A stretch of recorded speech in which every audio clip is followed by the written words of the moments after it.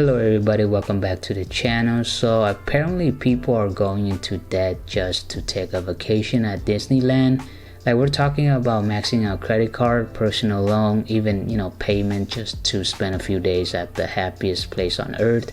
And don't get me wrong, Disneyland is fun and all, but when a family trip costs more than rent, something is seriously off. And today we are checking out why people are doing this and whether the magic really worth the financial stress. Let's get into it. Listen, I love Disney and Disney World as much as the next person. Some of you don't like that I like it, but I do. But this survey came out, you guys, 45% of families are going into debt to go to Disney. Now listen, here's the thing. It is not a rite of passage into humanity to go to Disney World. But as parents, that's what we kind of tend to believe. It's like Disney World is like this thing you have to do.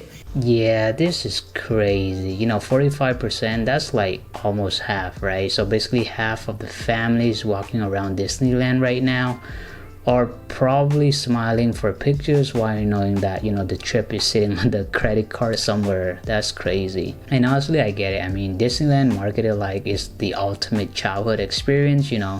The commercial make it seems like it's this magical rite of passage, like you're somehow missing part of your childhood if you never meet a Mickey in person.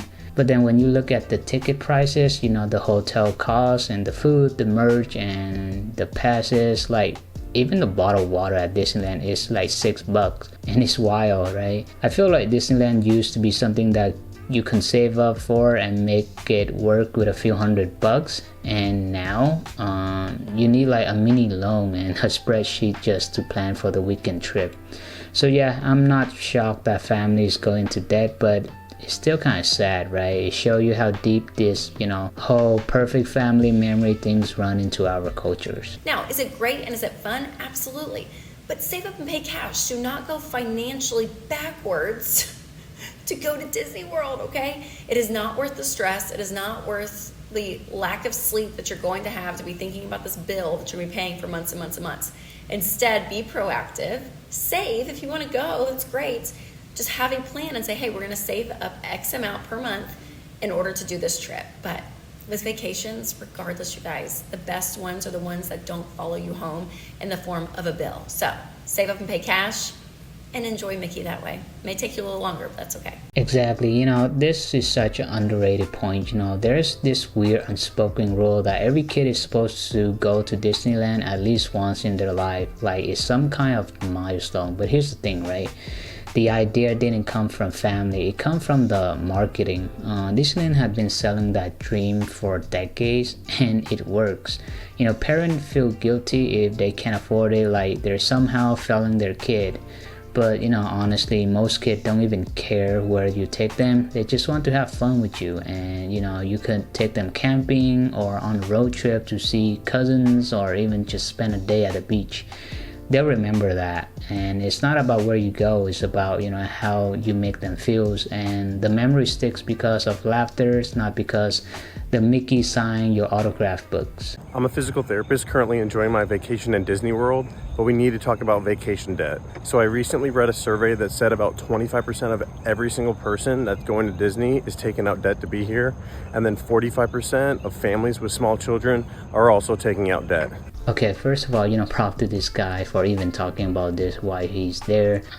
But yeah, those numbers are insane. 25% of individual and 45% of family are taking on debt for a vacation. That basically means that almost half of the family walking around Disneyland basically paying interest on their memories. And honestly, that's kind of heartbreaking when you think about it.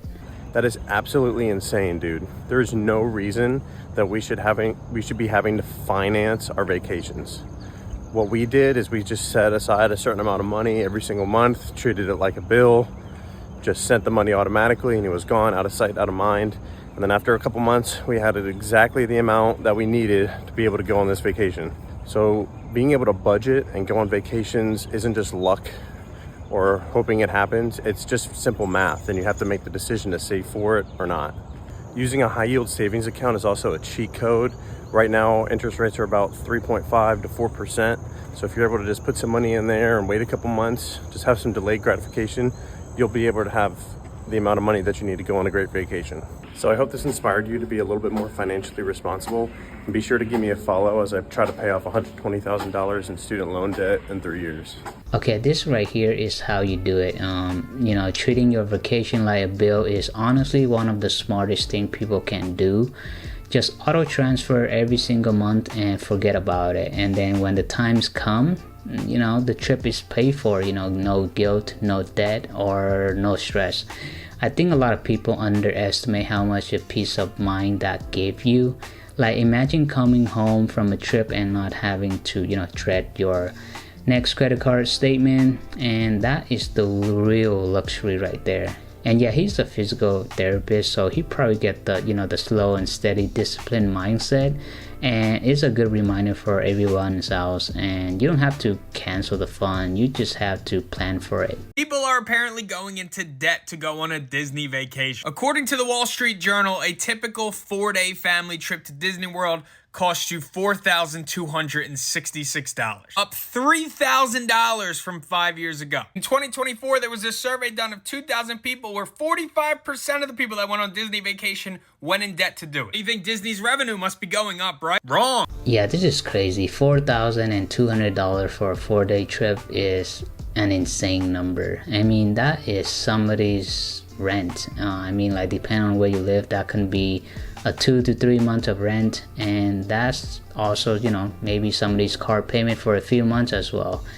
And that is what's sad about this. This isn't about people being irresponsible. Is the price that just kind of like quietly crept up, whilst everyone's just kind of too nostalgic to question about it. And people want to create this childhood, taking their kid to the happiest place on earth, but now it's like the happiest place come with a very high interest rate. 24, there was a survey done of 2,000 people where 45% of the people that went on Disney vacation went in debt to do it. You think Disney's revenue must be going up, right? Wrong. People inside the Walt Disney Company have admitted the experience has become more unaffordable to go to Disney World, with executives also concerned about the lack of revenue coming from the park. You see, the biggest thing we lost was Fast Pass no longer being free. People got to pay for Lightning Lane. There's so many different Lightning Lanes, Genie Plus, whatever, now that the most expensive one is over $400. Even the little things too, like losing Magical Express that used to be a free trip and now costs you money to get to and from the airport. People spending money on this, people have spent less money at like table service restaurants and stuff like that. So Disney has now put out kind of a statement here saying that they offer all these deals to people because they know how much a Disney vacation means to people. And saying they haven't raised the ticket price in Disneyland since 2019. Not the same for Disney World, because in 2019 a one-day ticket was $109 to $125. Now the ticket prices are a lot more than that. So what do you think? You think Disney's too expensive now, or do you think this is just kind of an overreact?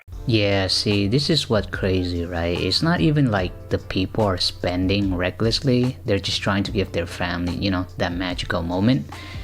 It is like the American dream has shifted, right? It used to be about owning a house. Now it's about taking your kid, to Disneyland at least once.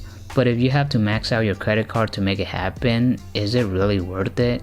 You are really paying for something that's supposed to bring joy, but it ending up following you home as a bill, and that is not a memory. That's basically a monthly payment with interest. So I came across this story that Americans are putting themselves into debt visiting Disney World. They are using their savings, credit cards, maxing it out just to take their families for a weekend to Disney World. Now, I get it. I understand that Disney World it's its 50th anniversary, a lot of memories, lifetime memories. It's a lot of fun for the family. It's great. But when you have to go into debt and when you have to max out your credit cards just to go to Disney World, I mean, this is airfare, hotel, the tickets.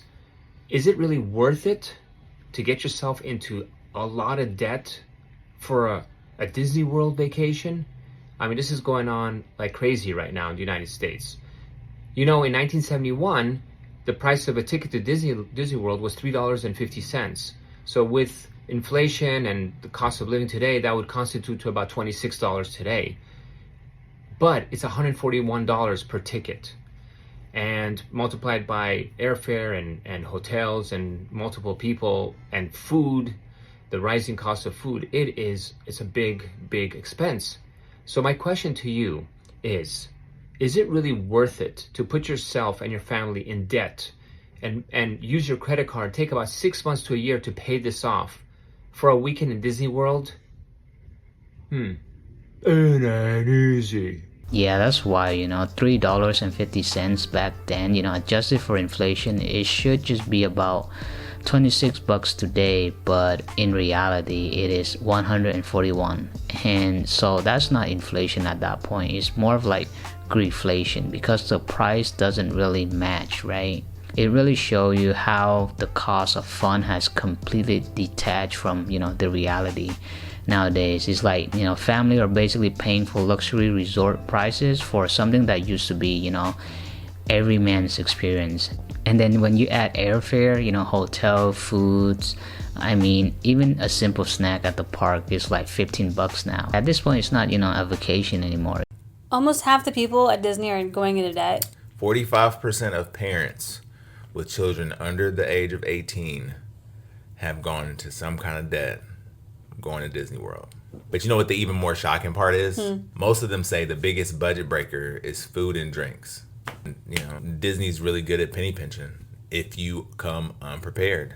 That's what I was just thinking, if you're unprepared. 60% of the people that do go into debt for it don't regret it at all. Hashtag worth it. They see it as the cost of entry to experience something priceless, if that makes sense. I'm not judging at all. Of course not. Yeah, right? I get it. I understand it completely. Yeah. I'm not saying we've never used a credit card or something. Points. Oh, yeah, points. But here's the part that surprised me the most. The biggest budget breaker isn't the ticket price for the most part. It is the food and drinks. If you come unprepared, Disney is really good at making, spending more than you plan, right? What's wild though is that, around 60% of those people say that they don't regret it at all. They see it as a price of creating priceless memory, something that just worth it. Guess what generation is in the most debt going to Disney? It's between Gen Z and millennials. It's millennials, isn't it? No, it's Gen Z. Younger? Yeah. Reason why that would make more sense to me, most of Gen Z probably aren't established in their careers yet. And so they still want to go to Disney because most people see going to Disney as like a rite of passage, right? I think I get it. It's just hard for me to, we waited for so long I know you went to Disney when you were a kid once. Yeah. But I didn't go until way older. Yeah. What percent of people that go to Disney return? 75. You're very close. 73. It's 70%. Okay, that's 70%. a lot. Yeah. That is a lot.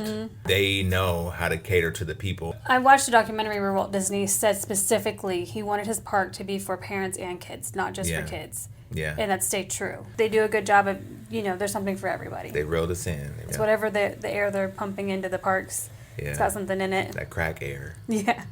We don't say crack air. The crack hair. Yeah, the crack hair. And as you can see, it turned out that, the generation going into most debt for Disney isn't millennial, it is actually Gen Z, which makes sense, right? A lot of them are still young, still in their early careers, not fully financially stable yet, but they still see Disney as this huge milestone, almost like, a rite of passage. And here where it gets interesting, about 70% of people who visit Disney ended up coming back. And, that says a lot about the powerful experience is. And it makes sense, right? Disney seems pretty fun, but I'm not sure if it's worth the price because it is very expensive nowadays. Okay, so the next video is quite interesting. This person spent over $15,000 on Disney cruise without telling their partner. It's kind of crazy. And if you think about it, that's not even a small impulse purchase. That's the whole down payment on a car, or maybe tuition, or 6 months of rent. Yeah, this one is interesting, so let's take a look. Jane? Yeah? Can you come here, please? Yeah, what's up? What is this $15,000 charge? I'm very confused. The name on it, and it says Disney, but we talked about this. Yeah.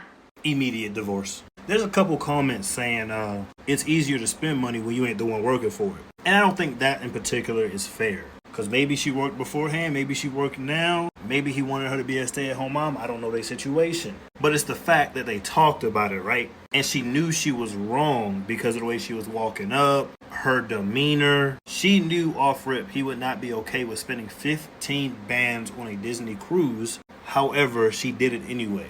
So this is more of a trust issue, a partner issue, a communication issue. A $15,000 communication issue that would, in my opinion, I'd divorce you for it, in my opinion. Obviously, this is social media, so take it with a grain of salt. This is obviously most likely a skit. Maybe it's not, but this does happen in real life. Let me find out you spent 15 bands out of our bank account for a Disney cruise without discussing this with me. Immediately getting my own account. You're immediately going back to work because we're getting a divorce. That's insane. And honestly, this isn't just about the money, it's about the trust and the communication. Like, imagine checking your bank account and realize that you have 15 grand just vanished because your partner wanted to surprise you with a Disney trip. I mean, that's really sweet, but at that point it's not a surprise, right? It's more of like a betrayal disguised as a vacation. I get that people have different financial dynamic, but something that big should always be discussed between two people, not a confession. You guys make $9,200 a month? That's good.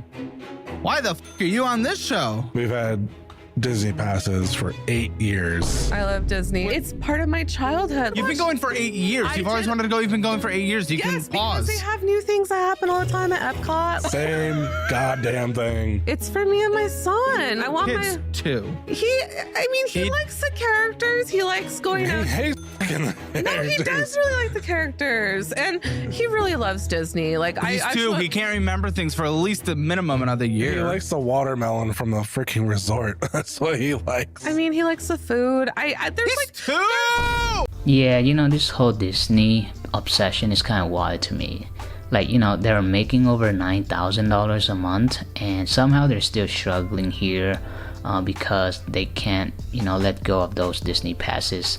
And I mean, I get it, nostalgia is real. Disney was a huge part of our, childhood. And at some point, you gotta realize it's not a necessity anymore. It's more of like, a luxury. The fact that they've been, going on for 8 years straight and still trying to justify it. And I know there's always some new stuff going on and happening at Disneyland, but if you think about it, that's just Disney's business model working, perfectly as how it was intended to be. They keep making changes, little things here and there, so it keep you coming back and spending more money. Yeah, I mean, honestly, if I were in their position, I would probably just start budgeting and maybe try to cut back, right? Maybe going to Disney once every other 2 years, but going every single year is kind of wild, especially it costs more and more every single year. For this type of vacation, it's always a good idea to budget and save up for it. Alright guys, thank you so much for watching the video. I really hope you enjoyed this video. If you have any other suggestion that you want me to take a look at or react to, feel free to drop them down below. And yeah, have a wonderful day, and I'll see you guys in the next video.